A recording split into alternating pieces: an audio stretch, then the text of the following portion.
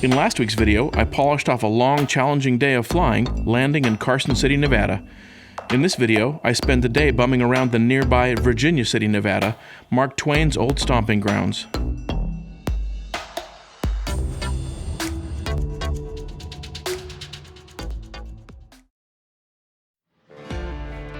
In geology, a lode is a deposit of metallic ore in a fissure or embedded in a vein between layers of rock. The Comstock lode is a lode of silver ore located under the eastern slope of Mount Davidson, a peak in the Virginia Range in Virginia City, Nevada, then western Utah Territory, which was the first major discovery of silver ore in the United States and named after American miner Henry Comstock. The Comstock lode was discovered in the late 1850s and is the reason for the existence of Virginia City. There were numerous mines in the area, and at its peak, Virginia City had a population of around 25,000 people.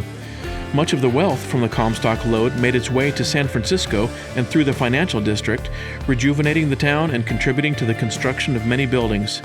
It is said that Virginia City built San Francisco.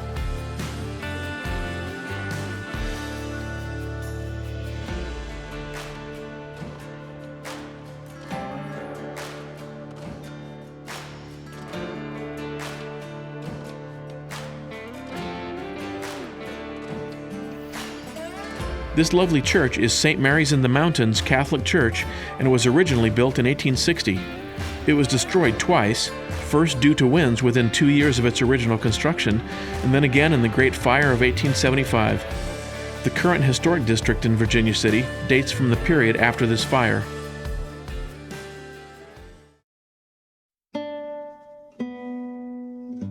Born Samuel Clemens, Mark Twain first used his pen name while in Nevada. He went there with his brother and lived there from 1861 to 1865, coincident with the Civil War. One of the main reasons I wanted to visit Virginia City was because Mark Twain had lived there, and I worship him. Samuel and his brother Orion took a stagecoach from St. Joseph, Missouri to Carson City in July of 1861. The trip took 19 days, as they traveled at about the same speed as my Luscombe. Twain wrote for the Virginia City Daily Territorial Enterprise. Twain's sympathies were for the South, and I suspect I love him not only because of his brilliant writing, but because of his rebel spirit and independent lifestyle. A well-organized, pro-secession Southern minority had a stronghold in Virginia City, which I suspect also drew him there.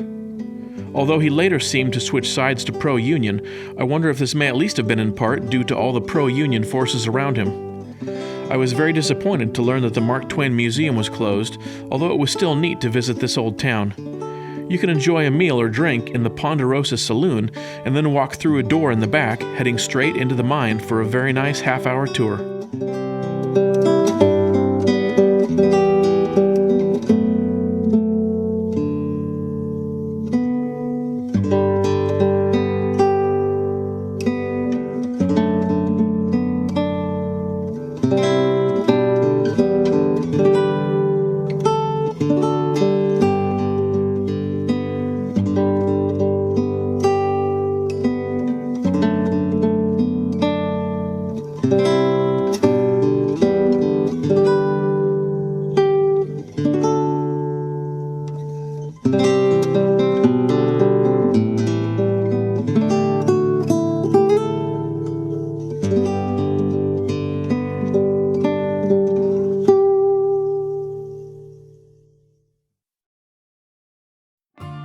Mark Twain said, "Virginia was a busy city of streets and houses above ground.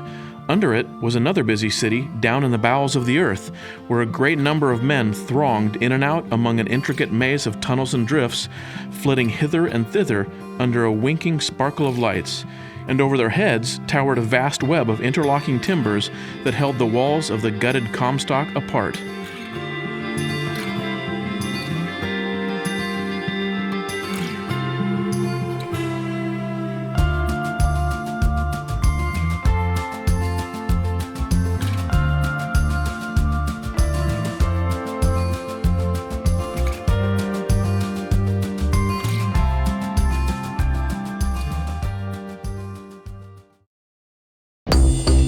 Come back next week as I begin to feel like I might actually survive this crazy trip, flying from Carson City, Nevada to Spalding Airport in California, the neat little airport on Eagle Lake.